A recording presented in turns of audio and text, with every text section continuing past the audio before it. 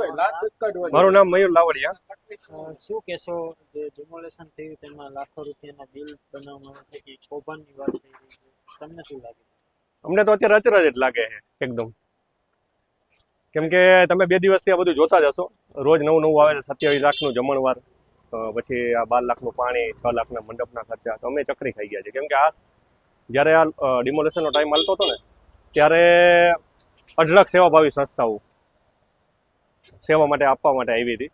જેમ કે હરિસિંહ કરીને છે ગુરુદ્વારવાળા, એની 4500 ખાલી પાણીની બોટલ આવી હતી અને 3000 કીટ જમવા માટેની આવી હતી. ત્યાર પછી SS કરીને ગ્રુપ હતું ભાવનગરનું, એની છોટા હતી ને એક ખટારો ખાલી કીટ આવી હતી.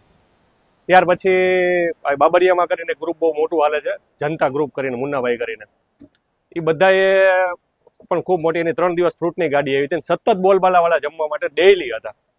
લાઇટ વહી ગઈ હતી 23 તારીખથી, તો ઠેઠ લગભગ 26 તારીખ લગીને બોલબાલાવાળાની ગાડી જમણવાર માટે અહીંયા હતી.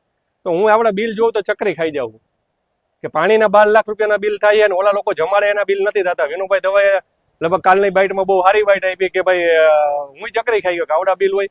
અને આપણે સૌરાષ્ટ્રમાં રહી, ભલા મને ખાલી એટલું કીધું હોય કે પાણી પીવું હોય એટલે કોઈ પણ અધિકારીને પાણી હું જમાડી હોતન દે. આ વિસ્તાર એ રીતનો છે જ્યાં હિન્દુ અને મુસ્લિમ પહેલેથી વર્ષોથી રહેતા હોય. 65% હિન્દુ રહે, 35% મુસલમાન રહે. મેં અગાઉ પણ ઘણી વાર તમને કીધું છે કે ત્યાં 35% મુસલમાનની વસ્તી છે, છતાંય શેરીએ શેરીએ સબીલ હોય અને શેરીએ શેરીએ જમણવાર હોય 1 મહિના માટે.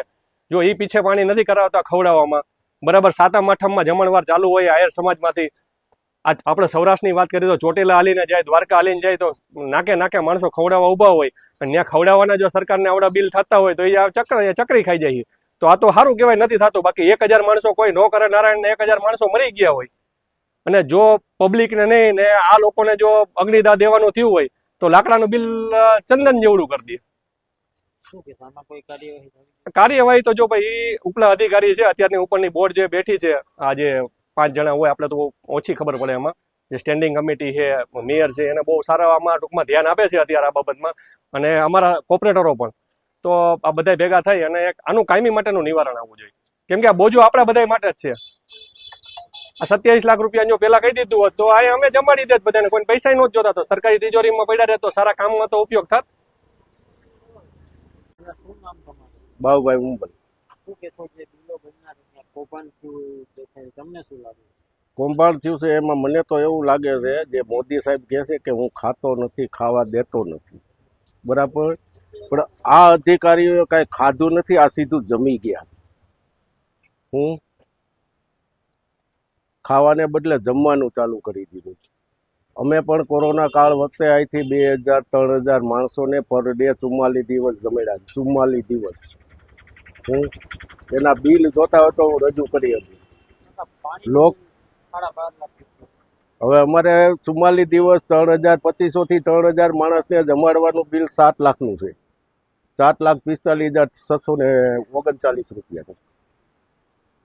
અહીંયા 4445 જેટલા જ અધિકારી હતા તેવું અત્યારે દેખાડી રહ્યા છે લોકો. પછી 3 દિવસ હતા, અમે 44 દિવસ જમાડ્યા છે. આમાં તો કાજુ કતરી જેવું છે. હા, અહીંયા કાજુ કતરી નહોતી, અમારે રોટલી શાક જમતા. હું અધિકારીઓને કાજુ કતરીની સુવિધા, હા, અધિકારીઓને આપવી પડે ને.